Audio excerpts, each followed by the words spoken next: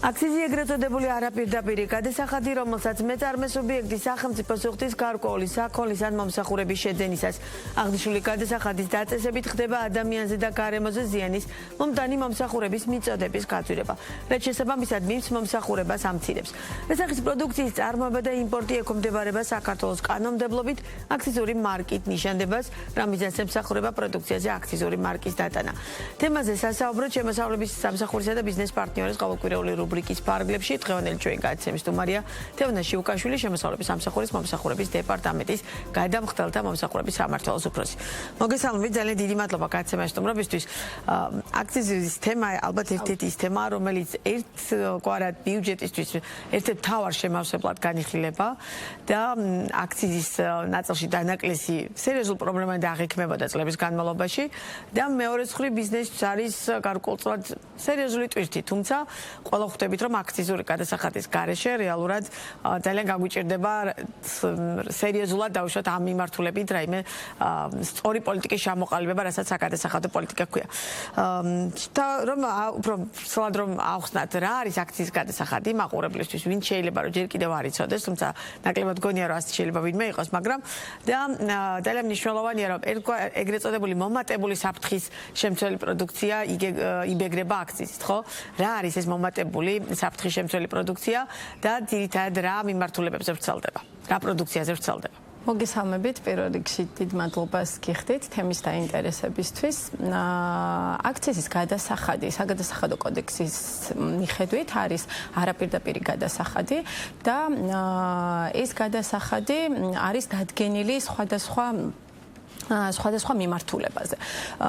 ჩვენ შემთხვევაში დღეს აქციზურ მარკებს რადგან ვეხებით, მოგახსენებთ, რომ აქციზური მარკით ნიშანდებას ექვემდებარება ალკოჰოლური სასმელი, თამბაქოს ნაწარმი, მათ შორის თამბაქოს ნედლეული და თამბაქოს პროდუქცია და ასევე სითხეები, რომელიც განკუთვნილია ელექტრონული სიგარეტით მოხმარებისთვის, მიუხედავად იმისა, ის არის ნიკოტინის შემცველობით თუ ნიკოტინის შემცველობის გარეშე. თქვენ როგორც აღნიშნეთ, სწორად აღნიშნეთ, ეს არის ის პროდუქცია, რომელიც ადამიანის ჯანმრთელობისთვის მომეტებული საფრთხით გამოირჩევა და განსაკუთრებული კონტროლი აქვს, ასე ვთქვათ, სახელმწიფოს აი ამ მიმართულებებზე დაწესებული. აქციზური მარკა თავის შინაარსთან ნიშანდება, ხორციელდება ისეთ აი ამ პროდუქტებზე, ანუ ალკოჰოლი, თამბაქო და ელექტრონული სიგარეტი. ელექტრონულ სიგარეტთან დაკავშირებით მინდა აღნიშნო, რომ საქართველოს 2019 წლიდან დაიწყო აი ამ სექტორში ნიშანდება და ამ მიმართულებით ბევრ ევროკავშირის ქვეყანას დღემდე არ აქვს შემოღებული ელექტრონულ სიგარეტებზე ნიშანდება და ამ მიმართულებით ერთ-ერთი წამყვანი იყო საქართველოს აქციზის დაწესების კუთხითაც და ნიშანდებითაც. და აი ამ ნიშანდებამ გარკვეულწილად ჩარჩოებში მოაქცია ეს საკითხი და დააბალანსა, შესაბამისად პროპორციულად იზრდებოდა აი ამ წლების განმავლობაშიც მიზანმიმართულად ამ კონკრეტულ ამ პროდუქტზე, ელექტრონულ სითხეებზე აქციზის გადასახადით. რა შემთხვევაში და როდის იხდის პირი აქციზის გადასახადს, ასევე რა პროცედურების გავლა საჭირო, რომ აქციზური მარკა მიიღოს კონკრეტულმა მეწარმე სუბიექტმა. მე ახლა ხელში მიჭირავს აქციზური მარკების ანუ სახეობები რეალურად, რასაც მაყურებელს აღიქვამს დაწუნებულივარ ეკრანზეც გვექნება საშუალება რომ ის ვაჩვენოთ. და საკმაოდ საინტერესოდ გამოიყურება ეს მარკები. რეალურად როგორ მოხდა ამ მარკების შემოღება, ესეც მნიშვნელოვანია, რომ ამაზეც ვისაუბროთ ჩვენი გადაცემის განმავლობაში და როგორ იღებს მეწარმე სუბიექტი აი ამ აქციზურ მარკას, რომელიც მე ახლა ხელში მიჭირავს და რომელსაც ახლა მაყურებელი ეკრანზეც ხედავს. დიახ, მოგახსენებთ, აღნიშნული აქციზური მარკები, რომლის ჩვენებაც ახლა მიმდინარეობს, ეს არის სპეციალურად საქართველოსთვის შექმნილი საგადასახადო კოდექსის მიხედვით საქართველოს კანონმდებლობით ყავს შერჩეული პირი, რომელიც არის შვეიცარიული კომპანია და შვეიცარიული კომპანიის ძალიან გამოცდილი გუნდი მუშაობდა აი ამ აქციზურ მარკებზე. აქციზურ მარკებზე დატანილია 9 დამცავი ნიშანი. არის ეს ხილული ნიშნები, უხილავი ნიშნები, ნახევრად ხილული და ასევე სასამართლო ექსპერტიზის ნიშნები, რომლის დადგენაც მხოლოდ სასამართლო ექსპერტიზით არის შესაძლებელი. ამ მარკაზე ასევე არის საკმაოდ ლამაზი დიზაინის არის და გამოყენებულია, ვინაიდან უნიკალურია და მხოლოდ საქართველოსთვის არის შექმნილი, გამოყენებულია ძველი ქართული ორნამენტები და ეს გარკვეულწილად უნიკალურსაც ხდის და ვიზუალურად ძალიან რაღაც გარკვეული პერიოდის განმავლობაში ვრცელდება ხოლმე ინფორმაცია აქციზური მარკების შესაძლო გაყალბების თაობაზე, სისხლის სამართლის დასჯადი ქმედებაა და შესაბამისად საინფორმაციო გამოშვებებში რამდენჯერმე მოგვიყოლია დაუშვათ ამ ტიპის დანაშაულების შესახებ, თუმცა რა შემთხვევაში იღებს და რა შემთხვევაში იღებს მეწარმე სუბიექტი აი ამ მარკის გამოყენების უფლებას და თქვენ ეს პროცედურა როგორია მიღების, ესეც რა ავხსნათ. გაყალბებასთან დაკავშირებით გეტყვით, რომ ძალიან დაცულია ის მარკები, რომლებიც საქართველოს კანონმდებლობით არის დადგენილი და დამტკიცებული, შესაბამისად მისი გაყალბება ფაქტობრივად შეუძლებელია. მეწარმე სუბიექტს ეკუთვნის, ანუ იმ შემთხვევაში უნდა გამოიყენოს აქციზური მარკა, თუ ის ადგილობრივად აწარმოებს აქციზურ პროდუქციას, ან ახორციელებს აქციზური პროდუქციის იმპორტს. აქციზური მარკის მიღება საკმაოდ გამარტივებულია, როგორც სხვა შემთხვევებში შემოსავლების სამსახურს აქვს ელექტრონული სერვისები. ამ შემთხვევაშიც გადამხდელს შეუძლია მისი ავტორიზებული გვერდიდან აქციზური მარკების ჩანართში შევიდეს და გადავიდეს შესაბამის მოდულში, სადაც სრულად მართავს აქციზური მარკების შესახებ ინფორმაციას, მოითხოვოს აქციზური მარკები და შემდეგ ეს აქციზური მარკები გააქტიუროს კონკრეტული პროდუქტის მიხედვით. დავამატებ, რომ ჩვენი აქციზური მარკა არის უნივერსალური, მაგალითად ალკოჰოლურ სასმელზე გაიცემა ერთი ტიპის აქციზური მარკა და შემდეგ იმის მიხედვით უკვე რომელ პროდუქციაზე დაიტანს გადამხდელი აი ამ აქციზურ მარკას, ახორციელებს ანგარიშგებას შემოსავლების სამსახურთან და აქტიურებს ამ მარკას კონკრეტულ პროდუქციაზე. კი ბატონო, მე ადამიანს რომელსაც რაღაც ამ კონკრეტულ შემთხვევაში შემხებლობა არ მაქვს, ხო? შეიძლება დილეტანტური კითხვა უნდა დავსვა, მაგრამ ძალიან საინტერესოა. რადგან ეს არის მარკების სახით, რეალურად თითოეულ პირობითად ამ შემთხვევაში ალკოჰოლურ სასმელზე, ბოთლზე დაიტანება ეს თუ სწორად ხვდები და რეალურად მე შემოსავლების სამსახური ამის მიხედვით იწყებთ დათვლას, ანუ როგორ ხდება დაანგარიშება და მაგალითად არის თუ არა შემთხვევები, როდესაც პირობითად მეწარმე სუბიექტი ითხოვს პირობითად 100 აქციზურ მარკას და მას 100-ვე მიეწოდება თუ პირობითად შეიძლება რომ დაუშვათ 105 მიეწოდეს, იმიტომ რომ იქ დაზიანებას არ ქონდეს ადგილი. ანუ აი ეს პროცედურა როგორია? აქციზური მარკების კონტროლი აღნიშნავ იმას, რომ შემოსავლების სამსახურს შერჩეული პირის მეშვეობით გააჩნია საკმაოდ კარგი მონაცემთა ბაზა, სადაც თავმოყრილია ყველა ინფორმაცია გადამხდელის მიერ გაცემული, გატანილი აქციზური марკების და შემდეგ მისი მოხმარების შესახებ. ანუ გადამხდელი ზუსტ რაოდენობას ითხოვს პროდუქციას. დიახ, გადამხდელი ითხოვს კონკრეტულ პროდუქციას, მისი წარმოების ან იმპორტის შესაბამისად და ამის შემდეგ მისი გაანალიზების შემდეგ გაიცემა კონკრეტულ გადამხდელზე სწორედ იმ რაოდენობის აქციზური მარკა, რაც მას სჭირდება.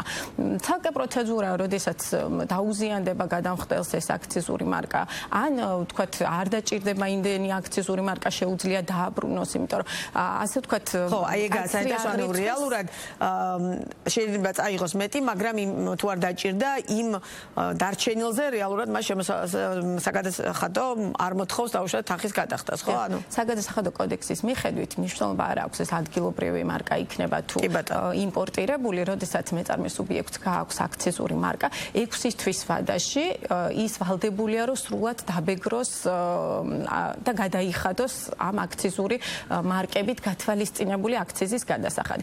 შესაბამისად, იმ ვადაში, იმ 6 თვიან ვადაში თუ გადამხდელს არ ჭირდება ის გამოუყენებელი აქციზური მარკები, მან უნდა დააბრუნოს დაუზიანებელი ეს აქციზური მარკა, რომ არ მოხდეს მისი დამატებით დაბეგვრა და აქციზის გადასახადის. კი ბატონო, დეკლარაციის წარდგენა სავალდებულოა და როგორ ხდება აი ამ დეკლარაციის წარდგენა მეწარმე სუბიექტის მხრიდან, რაც ეხება უშუალოდ აქციზურ გადასახადს.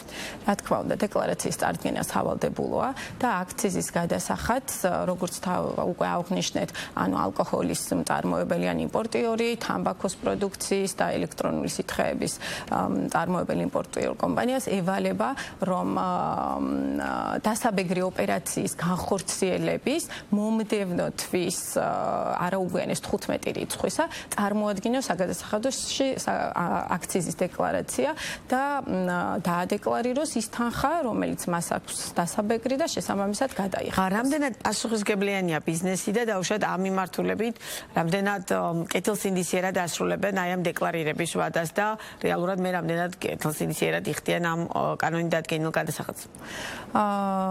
გადამხდელების მხრიდან უნდა აღვნიშნოთ, რომ ქცევა ნამდვილად პროპორციულია და ისინი თანმიმდევრულად მიყვებიან, ვინაიდან სპეციფიურია ეს ბიზნესი. ამ ბიზნესში არსებულმა გადამხდელებმა იციან, როგორ უნდა მოახდინონ აქციზის გადახდა და დეკლარირება. თუმცა აქვე უნდა აღინიშნოს, რომ შემოსავლების სამსახური ძალიან ეფექტურად ახორციელებს კონტროლს იმ პირების, რომლებსაც გატანილი აქვთ აქციზური მარკა, ასევე იმ პირების, რომლებსაც არ აქვთ მაგალითად აქციზური მარკა გატანილი და შესაძლოა ბაზარზე მოხდეს ისეთი პროდუქცია, რომელიც არ არის მარკირებული ან ნიშანდებული აქციზური მარკით. კი ბატონო, რა ითვლება აქციზის ჩათვლის ოპერაცია და რა პროცედურის გავლა სავალდებულო ამ ნაწილში? საკმაოდ ბევრია ხოლმე კითხვა და ინტერესი და ამაზეც რომ უპასუხოთ. აქციზის ჩათვლა თავის შინაარსით არის, რომ გადამხდელს არ მოუწიოს, ვინაიდან აქციზის გადახდას დაქვემდებარებულ პროდუქტზე თავდაპირველად უნდა იქნეს გადახდილი აქციზი, შესაძლოა გადამხდელები შეხვდნენ პრაქტიკაში ისეთ შემთხვევებს, როდესაც ხელმეორედ მოუწევთ აი ამ აქციზის გადახდა. შესაბამისად, მათ შეუძლიათ, რომ თუ ისინი შეიძენენ ისეთ პროდუქციას, მათი პროდუქციის საწარმოებლად ან ექსპორტზე გასატანად, რომელზეც უკვე გადახდილია აქციზი, პროპორციულად რაოდენობის ნედლეულსაც გამოიყენებენ აქციზური პროდუქციის საწარმოებლად, პროპორციულად შეუძლიათ ჩაითვალონ უკვე გადახდილი აქციზი და ეს უნდა დაადასტურონ საგადასახადო ანგარიშ ფაქტურით ან საბაჟო დეკლარაციით. კი ბატონო, კიდევ ერთი კითხვა შეეხება შემოსავლების სამსახურის iOS და Android სისტემებისთვის დანერგილი აქვს აპლიკაცია, რომელიც ხელმისაწვდომია ნებისმიერი პირისთვის, რომელსაც შეუძლია ჩამოტვირთოს აპლიკაცია და შეამოწმოს პროდუქციაზე განთავსებული მარკის ვალიდურობა, პროდუქციის წარმოების თარიღი, მწარმოებელი კომპანია და შემდეგ აი ამ სისტემის შესახებაც რომ მეტი ინფორმაცია მივაწოდოთ მაყურებელს. დიახ, შემოსავლების სამსახურს დანერგილი აქვს აპლიკაციები, რომელიც iOS და Android სისტემებისთვის არის. აი ეს აპლიკაცია არის ნებისმიერი მომხმარებლისთვის ხელმისაწვდომი და აპლიკაცია არის მარტივად მოსახმარი, როგორც ნებისმიერ ჩვენ smartphone-ში გვაქვს სხვა აპლიკაციები. აი ასეთი ფორმით შეუძლია მომხმარებელს რომ დაასკანიროს აქციზური ან არააქციზური მარკა. მნიშვნელობა არ აქვს ეს მატერიალური ფორმის იქნება თუ არა პირდაპირ მარკირებული და მიიღოს ინფორმაცია აქციზური მარკის შესახებ. ვის მიერ არის წარმოებული პროდუქცია, როდის გატანილი, როდის არის გააქტიურებული. ეს გარკვეულწილად ერთი რომ მოსახლეობას უწყობს ხელს რომ მეტი ინფორმაცია მიიღოს, არის მეტი სანდოობა, რომ ის პროდუქცია, რომელსაც ის იძენს, ნამდვილად საგადასახადო ორგანოს მიერ არის ნიშანდებული და მარკირებული და ასევე შემოსავლების სამსახურს უწყობს ხელს რომ შეაგროვოს ინფორმაცია სხვადასხვა პროდუქტებზე დატანილი აქციზური მარკის შესახებ. კი ბატონო, და ჩვენი საუბრის ბოლოს, როგორია ტრადიციულად ყველა მიმართულებით ამას ვკითხულობ ხოლმე, ბოლო 2 წლის სტატისტიკა როგორია, რამდენად დიდად რასაქონელზეა მოთხოვნა, პრაქტიკა რასაჩვენებს და საინტერესოა დაუშვათ ჩვენ ბევრი ვისაუბრეთ ახლა მარკების ნაწილზე. რეალურად შეგვიძლია თუ არა იმის თქმა, რომ აი ამ ყველა ფრით, რასაც ახლა მე და თქვენ საუბრობთ, რეალურად საქართველოში კონტრაბანდული საქონელი ამ ნაწილში შეიძლება რომ ვერ შემოვიდეს, არ უნდა მოხდეს ყოველ შემთხვევაში და რაც ხდება, რეალურად ეს არის მარკირებული საქონელი, ძირითადად, თუ შემოდის ბუნებრივია იმას უკვე შესაბამისი ორგანოები ხელოვნების სწავლობენ და ამ მიმართულებით აქტიურობენ. მაგრამ რეალურად ამის თქმა თამამად თუ შეგვიძლია. დიახ, როგორც უკვე აღნიშნეთ, აქციზური მარკა არის სახელმწიფოსთვის ერთგვარი ინსტრუმენტი, რომ აკონტროლოს ის პროდუქცია, რომელიც მომეტებული რისკის შემცველია. ამ შემთხვევაში აქციზური მარკა, როგორც მომხმარებლისთვის, ისე სახელმწიფოსთვის არის ნიშანი სანდოობის, იმისი, რომ ეს პროდუქცია ნამდვილად სახელმწიფოს მიერ არის ნიშანდებული, მარკირებული და სწორედ იმ პროდუქცია დატანილი, რომელიც იყო თავდაპირველადვე გამიზნული. შესაბამისად, შემოსავლების სამსახური ძალიან ეფექტურად ებრძვის, როგორც საბაჟო გამშვებ პუნქტებზე, ასევე ქვეყნის შიგნით არსებულ დაუმარკავ პროდუქციას და ნიშანდების გარეშე პროდუქციას. ამას აჩვენებს ასევე წლიდან წლამდე, თქვენ როგორც იკითხეთ, სტატისტიკა სტაბილურად მზარდია და შეგვიძლია ამ კუთხით ვივარაუდოთ, რომ ის რომ ქვეყანაში არის ნაკლები კონტრაბანდა, ეს მიუთითებს, რომ აქციზურ მარკებზე წლიდან წლამდე იზრდება მოთხოვნა. პროდუქტების მიხედვით შეგვიძლია ვთქვათ, რომ ლუდი არის მაგალითად ისეთი პროდუქცია, რომელიც ადგილობრივად იწარმოება და ლუდზე წლიურად დაახლოებით 10-12%-ის ზრდა გვაქვს ყოველწლიურად აქციზურ მარკებში. აქვე უნდა აღინიშნოს, რომ შემოსავლების სამსახურს შერჩეული პირის მეშვეობით ადგილობრივად ქარხნებში დაამონტაჟებული აქვს ისეთი მარკირების სისტემა, რომელიც პირდაპირ უზრუნველყოფს საწარმოო ხაზზე ელექტრონულ მარკირებას. ეს ნიშნავს, რომ საათში 40,000 ბოთლის მარკირების შესაძლებლობა აქვს აი ამ საწარმოო ხაზებს და გადამხდელს წარმოებელს არ უწევს მატერიალურად ხელით ან რაიმე სხვა მოწყობილობით მატერიალური მარკის დატანა. აი ეს მარკირება, პირდაპირი მარკირება ხდება საქართველოსთვის უნიკალურად შექმნილი მელნით, რომელიც დადგენადია სასამართლო ექსპერტიზის მეშვეობით და მისი გაყალბება შეუძლებელია. და ამ მიმართულებით ძალიან ხელშემწყობ ფაქტორს წარმოადგენს ეს გადამხდელების. რამდენად ბევრია ასეთი კომპანია, რომელიც აი ამ საწარმოო ხაზით სარგებლობს? ადგილობრივი წარმოების 80% იყენებს პირდაპირ მარკირებას, რომელიც ნიშნავს აი ასეთი ელექტრონული. ანუ ალკოჰოლურ სასმელებზია ამ შემთხვევაში საუბარი. ლუდი იწარმოება 80%-ით პირდაპირ. რა შეიძლება იმპორტირებული შემთხვევაში? იმპორტირებული შემთხვევაში მარტერიალური მარკებით ხდება ნიშანდება, როგორც თამბაქოზე, ისე ალკოჰოლურ სასმელებზე. კი ბატონო. ძალიან დიდი მადლობა საინტერესო საუბრისთვის, წარმატებებს გისურვებთ და სიამოვნებით გიმასპინძლებთ კლავად ბიზნეს პარტნიორის ეთერში თეონე შვილი საუბრობდა.